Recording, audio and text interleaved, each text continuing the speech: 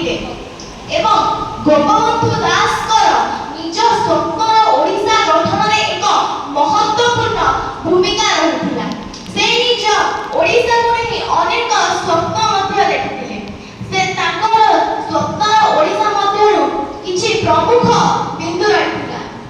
ପ୍ରଥମ ହେଉଛି ଏକ ଏକୀକୃତ ଓଡ଼ିଶା। ସେ ଓଡ଼ିଶାର ବିଭିନ୍ନ ଅଞ୍ଚଳ ଗୁଡ଼ିକୁ ନେଇ ଏକ ସମ୍ପୂର୍ଣ୍ଣ ଓଡ଼ିଶା ଗଠନ କରିବା ପାଇଁ ଅନବରତ ପ୍ରୟାସ କରିଥିଲେ।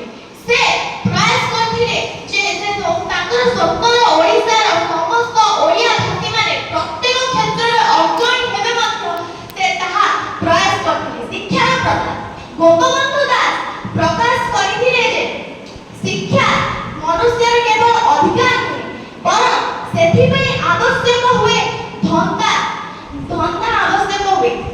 ତେଣୁକରି ଗୋପବନ୍ଧୁ ଦାସ ଧନ୍ଦାମୂଳକ ଶିକ୍ଷାକୁ ଗୁରୁତ୍ୱପୂର୍ଣ୍ଣ ଦେଇଥିଲେ, ଯାହାଦ୍ୱାରା ଯୁବକମାନେ ନିଜ ସାର୍ଟିଫିକେଟ ଧରି ଦ୍ୱାର ଦ୍ୱାର ବୁଲିବେ ନାହିଁ କିମ୍ବା ସେମାନେ କୁଣ୍ଠାବୋଧ କରିବେ ନାହିଁ ନିଜ ମାତୃଭୂମି କୃଷି କ୍ଷେତ୍ରକୁ ଯିବା ପାଇଁ।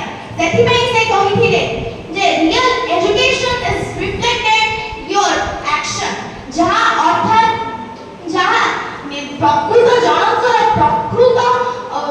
ପ୍ରକୃତ ଶିକ୍ଷା ତାର ଯୋଗ୍ୟତା ମାନପତ୍ର କିମ୍ବା କୌଣସି ସାର୍ଟିଫିକେଟରୁ ଜଣାଯାଏ ନାହିଁ।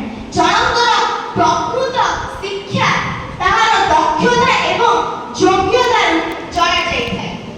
ସାମାଜିକ କୁସଂସ୍କାର ଉତ୍କଳମଣି ଗୋପବନ୍ଧୁ ଦାସ ସମାଜରୁ ସାମାଜିକ କୁସଂସ୍କାରକୁ ଦୂର କରିବା ପାଇଁ ଅନବରତ ପ୍ରୟାସ କରିଥିଲେ ଏବଂ ସେ ବନ୍ୟା, ବାତ୍ୟା, ମରୁଡ଼ି ଭଳି ପ୍ରାକୃତିକ ବିପର୍ଯ୍ୟୟରୁ ପୀଡ଼ିତମାନଙ୍କୁ ଉଦ୍ଧାର କରି ସେମାନଙ୍କର ସେବା କରିଥିଲେ ଓ ସେମାନଙ୍କର ଅଧିକାର ପାଇଁ ସ୍ୱର ଉତ୍ତୋଳନ କରିଥିଲେ।